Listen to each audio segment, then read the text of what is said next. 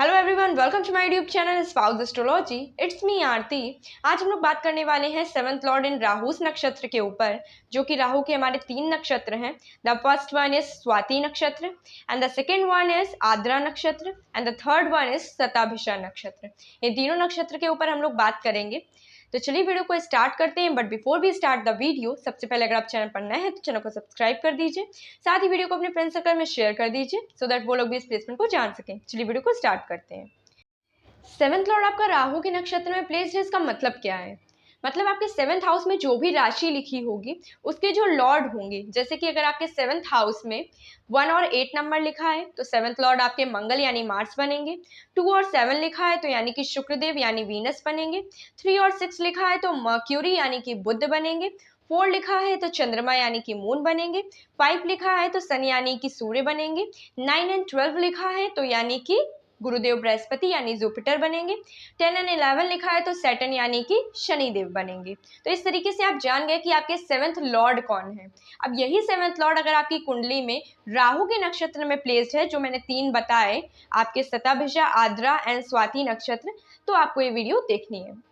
तो seventh Lord अगर राहु के नक्षत्र में प्लेस्ड होता है तो सबसे पहले तो आपको एक चीज जान लेनी है कि जो आपका स्पाउस होने वाला है वो बहुत ज्यादा जिज्ञासु प्रवृत्ति का होने वाला है। और कभी कभी आप उनको देखेंगे कि वो बहुत ज़्यादा लापरवाही करते हैं। उनको अपनी जिम्मेदारियों का उतना खास एहसास नहीं है, आप ये चीज़ें पाएंगे अपने स्पाउस के अंदर। साथ ही में आप ये भी देखोगे कि कभी कभी वो बहुत ही ज़्यादा, अगर आप कोई उनको उकसा देना तो लड़ने लगे तुरंत ही, इस तरीके की कोई चीज़ें देखेंगे। या अगर कोई उकसा दे तो सामने वाले से बहुत ज़्यादा प्यार करने लगे, ये चीज़ें देखी जाएगी। अपना दिमाग कभी कभी नहीं लगाते हैं, कभी कभी, मैंने बोला हमेशा नहीं, ये मैं जनरल इंटरप्रिटेशन दे रही हूँ। उसके बाद मैं जो 3 नक्षत्र हैं उनके बारे में भी बताऊंगी डिटेल में। तो ये चीज़ें देखी जाती हैं।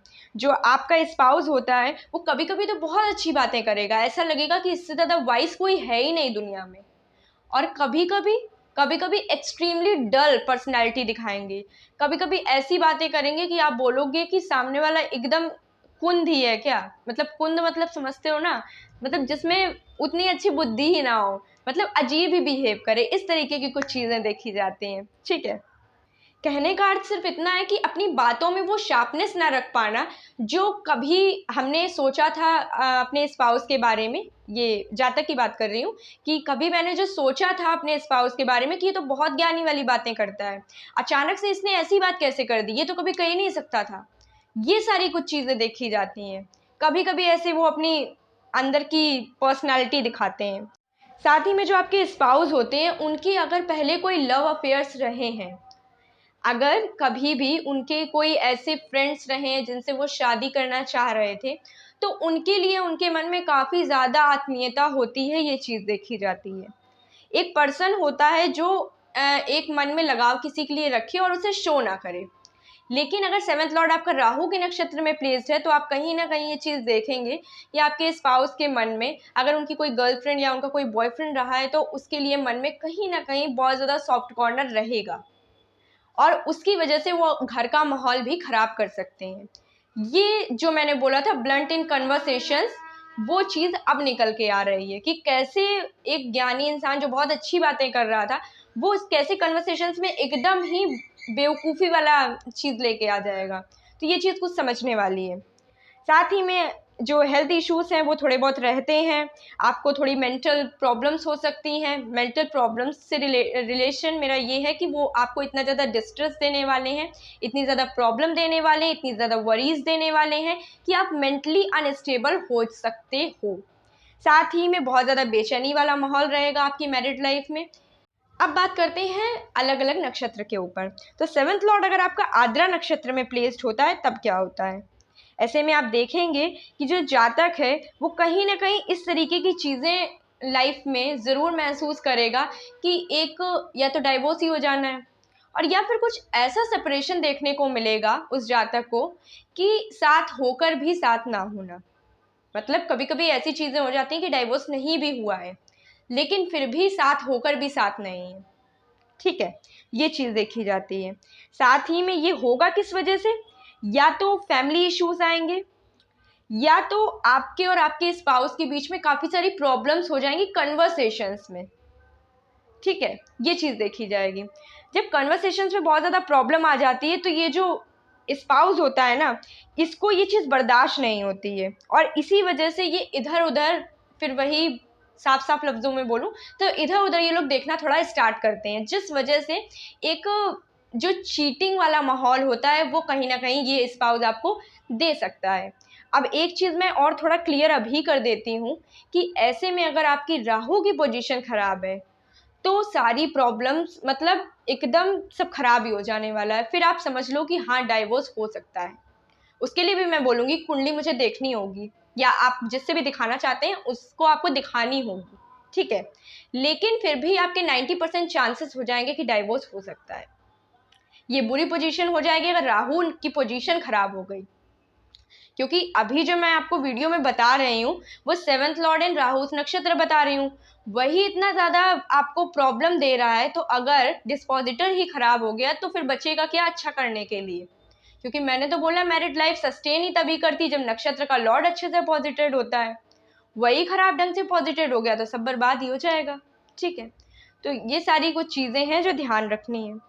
साथ ही में 7th लॉर्ड आद्रा नक्षत्र में प्लेस्ड होता है तो देखा जाता है कि कुछ आपको मनी के लॉसेस हो सकते हैं, उससे आपकी लाइफ में थोड़ी पीड़ा आ सकती है।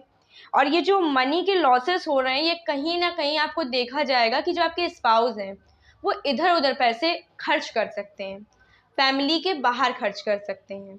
मैं इसे बिल्कुल गलत मीन में नहीं बोलूँगी अभी कि कोई एक्स्ट्रा मैरिटल अफेयर जैसी ही कोई चीज़ है, लेकिन हाँ वो अपनी जिम्मेदारियों को नहीं समझते हैं। राहु की पोजीशन खराब हो गई तो एकदम ही प्रॉब्लम आ गई है फिर, ठीक है। 7th लॉर्ड अच्छे से पॉजिटिव नहीं है, बहुत ज़्यादा प्रॉब्लम है। 7th लॉर्ड बन कौन रहे हैं? 7th लॉर्ड का जो नक्षत्र है वो, और उसकी जो लॉर्ड है नक्षत्र लॉर्ड है, ये सारी चीज़ों में कोई एक भी चीज़ अगर अच्छी नहीं हुई तो मैरिड लाइफ सस्टेन कर पाना बहुत मुश्किल हो जाएगा, ठीक है। 7th लॉर्ड आद्रा नक्षत्र में है, आपके स्पाउस को अपना पर्सनल स्पेस चाहिए, उनको पसंद है कि वो अकेले रहें, उनको खुद की कंपनी बहुत ज़्यादा पसंद है। कभी कभी ऐसा हो सकता है कि वो आपके लिए थोड़ा सा होता है ना एक बेचैनी वाला माहौल, वो उनके मन में आ सकता है, बिल्कुल आ सकता है, लेकिन इतना ज़्यादा वो आपको केयर फ्री अपना नेचर दिखा देंगे कि आप उस चीज़ को फिर महसूस नहीं कर पाओगे। होता है ना, एक टाइम पे आपका स्पाउस कुछ गलतियां कर रहा है तो आप उसको मनाने की कोशिश कर रहे हो, लेकिन उस टाइम वो बिल्कुल लापरवाह हो गया, उसको फैमिली का कुछ नहीं देखना, तो आपने सोचा ठीक है इसको कुछ नहीं देखना, आपने उसको हटा दिया। फिर जब उसको रियलाइज हुआ तब उन्होंने सोचा कि नहीं मुझे फैमिली में ध्यान देना चाहिए, तब तक बातें काफ़ी ज़्यादा आगे बढ़ चुकी होती हैं कि उस सबको सही कर पाना थोड़ा मुश्किल हो जाता है। तो ये कुछ चीज़ें देखी जाती हैं। अगर कोई ऐसा व्यक्ति वीडियो देख रहा है जिसकी वाइफ या हस्बैंड के चार्ट में 7th लॉर्ड आद्रा नक्षत्र में है, तो मैं आपसे एक ही बात बोलूँगी कि थोड़ा सा अपनी ये लापरवाही वाले एटीट्यूड को थोड़ा सा आप साइड कर दें, थोड़ा सा अपनी फैमिली में ध्यान देने लगें। आपकी ज़्यादा कोई दिक्कतें नहीं हैं, बस आपके नेचर की वजह से आपकी एक बोल सकते हैं जो आप एक्स्ट्रा मैरिटल अफेयर करने के बारे में सोच सकते हो, या आपकी जो ये टेंडेंसी है सबसे बातचीत करने की, सबके बारे में इतना ज़्यादा सोचने की, जो एक गलत मीन में होता है, तो उन सारी चीज़ों को थोड़ा साइड कर दें तो आपकी मैरिड लाइफ हारमोनियस हो जाएगी। वरना लेटर स्टेज ऑफ लाइफ में प्रॉब्लम सबसे ज़्यादा आपको ही होने वाली है। आप जिसके साथ बेवफाई कर रहे हैं या जिसके साथ गलत कर रहे हैं उसके साथ कुछ नहीं होने वाला, उसकी लाइफ सेटल हो ही जाएगी। ओके, अब बात करते हैं 7th लॉर्ड अगर स्वाति नक्षत्र में होता है तब क्या होता है। ऐसे में आपको मटेरियलिस्टिक प्रॉस्पेरिटी बहुत अच्छे खासे अमाउंट में मिलने वाली है, साथ ही में आपकी मैरिड लाइफ में हैप्पीनेस रहेगी। कहीं ना कहीं एक जो होता है ना कंफर्ट होना, वो भी आपकी मैरिड लाइफ में रहेगा। और साथ ही में सेटिस्फेक्शन, संतुष्टि की बात की जाए तो वो भी लाइफ में प्रेजेंट होगी। लेकिन आपका पार्टनर या आप, ध्यान से सुनिएगा, 7th लॉर्ड आद्रा नक्षत्र में था तो आपका स्पाउस ही चीट कर रहा था। 7th लॉर्ड स्वाति नक्षत्र में है तो आप भी कर सकते हो चीट, आपका स्पाउस भी कर सकता है। टेंडेंसी दोनों तरफ से आ रही है। तो ये वीडियो, ये पार्ट अगर आप लोग देख रहे हैं तो आपको भी संभल के रहने की ज़रूरत है और आपके स्पाउस को भी संभल के रहने की ज़रूरत है, उन्हें भी ये वीडियो दिखा दीजिएगा। साथ ही में देखा जाता है कि जो आपका पार्टनर है या आप दोनों में से जो भी चीट कर रहा होगा रिलेशनशिप में या मैरिड लाइफ में, वो इस तरीके से करेगा कि सामने वाले को पता ना चले। एक सीक्रेट वे में, किसी को पता ना चले लेकिन उनका काम भी हो जाए, जो कि एक गलत चीज़ है। और आखिरी में प्रॉब्लम होती है उस व्यक्ति को जो दूसरे को चीट कर रहा होता है। साथ ही में ये भी देखा जाता है कि जो आपका पार्टनर होता है वो माफ़ करने वाला होता है।